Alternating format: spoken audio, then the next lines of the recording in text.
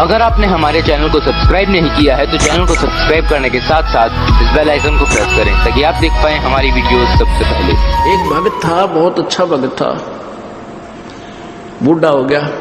एक नौकर था उसके, और वो दूर देश का रहने वाला, जैसे यहां से कोई बिहार का रहता हो, और उसकी मां की मृत्यु होगी, चिट्ठी आ गई और उसके दस्त लाग गए।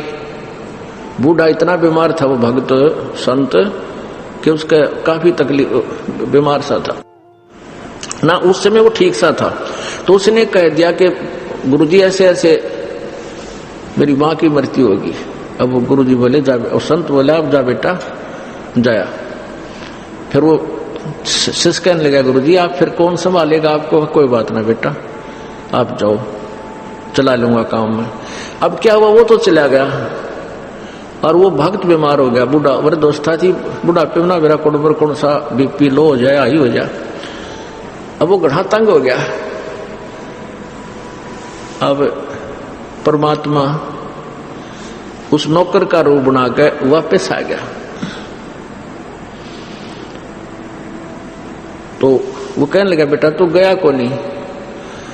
अग जी मेरा प्रेरणा हुई जानू वापस चालू, लेट हो गया, तो कल जाऊंगा सुबह। अरे बाप की ये दशा देख ली, मत ना जाऊं, मां तो मर ली सो मर ली, मैं तो उसको जीवित नहीं कर सकता। आपका ज्ञान भी सुन रखा है और आप स्वस्थ हो लोगे जब जाऊंगा। 1 महीने तक वो बूढ़ा थोड़ा सा ठीक हुआ। इतना भगवान उस नौकर का रूप बनाकर उसकी टट्टी ठावे, उसके कपड़े धोए, रोटी पोवे और खूब नहा धोआ के सुहावर नीचे धरती में सोए, जमीन में सो। संत के भगत के पास में 1 महीने के बाद वो बच्चा आ गया। उसके आने से पहले भगवान खिसक गया, कहा लिया संभाल लेगा बुढ़े ने। वो लाया कुछ सामान वहां से अपने देश का, कुछ कोई फल ले आया कुछ और कहने लगा ले महाराज जी ये हमारे देश का यो फल है। मेरी ना चाची राम राम कह थी आपने, मेरा पिताजी न्यू कह था, मेरा भाई न्यू कह रहा था। वो बुढ़ा उसके मुंह का नहीं देखा है। अगर तू क्या बोल रहा है बेटा, मेरा समझ में नहीं आई तेरी बात, ये कौन से कहां से ले आया तू ये? बोला जी मैं अपने घर गया था ना, मेरी मां मर गई, वह बीमार होगी तो 1 हफ्ते से बीमार थी, ऐसे ऐसे तकलीफ थी और वह मृत्यु होगी। कोई बात ना, वो तो वृद्ध हो रही थी, मेरे चाचा ने बोला और फला।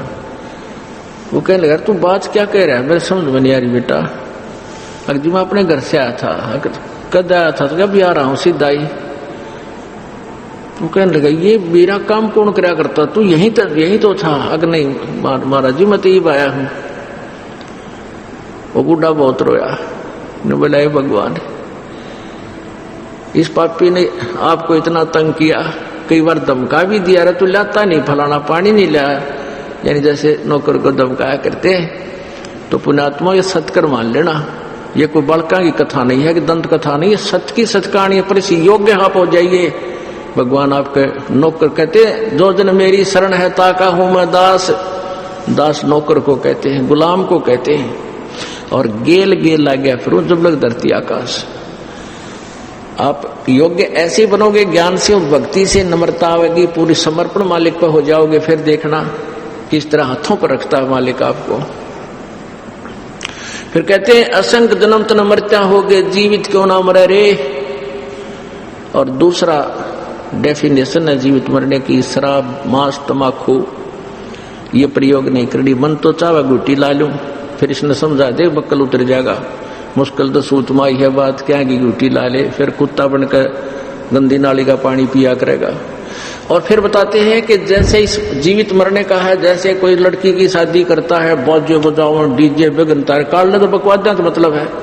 तो मन में यह तड़फ नहीं पड़, देख मैं भी अपनी बेटी का इतना खर्चा करूं, इस तरह बकवाद करूं। नहीं, जीवित मर जा, करने दे, बालक है तो नाचे कूदे। और यहाँ पर एक मिनट में के बिजली गिर जा। एक समाचार पत्र में आया था कि एक रोहतक में से बारात गई, सामने तो नाच रहे थे, कूद रहे थे, और कलानौर के पास एक्सीडेंट हो गया। वो दुल्हा भी मर गया, जाते जाते ब्याह तो हुआ भी ना था, और 5-7 बराती भी मर गई। पहले डीजे बाजे तेरी भी के दुआछड़ बाजे उड़े।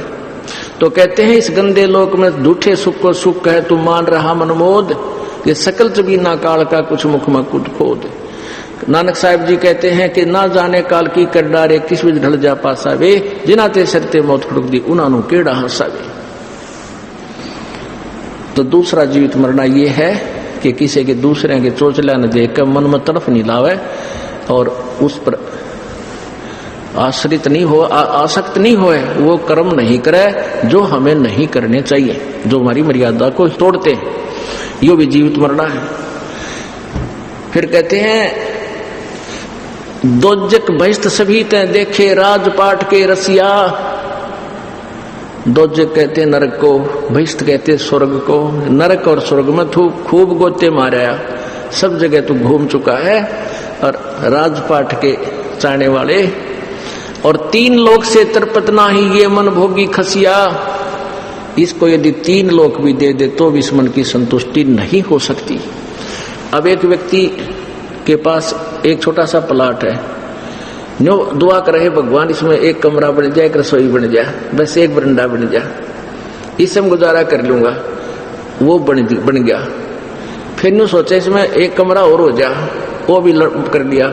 फिर नु सोचा है एक प्लाट और हो जा, दूसरे लड़के का न्यारा हो जा, वो भी बना दिया। और वो बनाते बनाते मृत्यु होगी, इतना फिर गधा बन गया, कुत्ता बन गया, उसका चौगर्दा कांड है, कोई घर बरंदे नहीं। तो कहने का भाव फिर मान लीजिए कोई एमएलए बन जाता है, सरपंच बनते ही उसका ने सोचा चेयरमैन बनूं, चेयरमैन ने सोचा कि एमएलए की टिकट मिल रहा है, एमएलए बने पाछे ने सोचा कि तो मंत्री का जुगाड़ बने जब सूत आवे, मंत्री बनते ने सोचा कि तो मुख्यमंत्री का सूत बैठे। और मुख्यमंत्री की चाह होती है कि मैं प्रधानमंत्री बनूं। और इतना ऊपर ते संदेशा एक चाल बच्चा हो लिया टाइम पूरा तरह कराकित एक्सीडेंट वैसे या किसी कारण से मृत्यु हो जा। और फिर कहते नर से ती तो पशुआ की जय गद्दा बैल बनाई, ये 56 भोग कहा मन बोरे कि करोड़ी चढ़ने जाई। अब क्या बताते हैं कि सतगुरु मिले तो इच्छा मेटे पद मिल पदे समाना। चल हंसा उस लोक पठाऊं आदि अमर अस्थाना।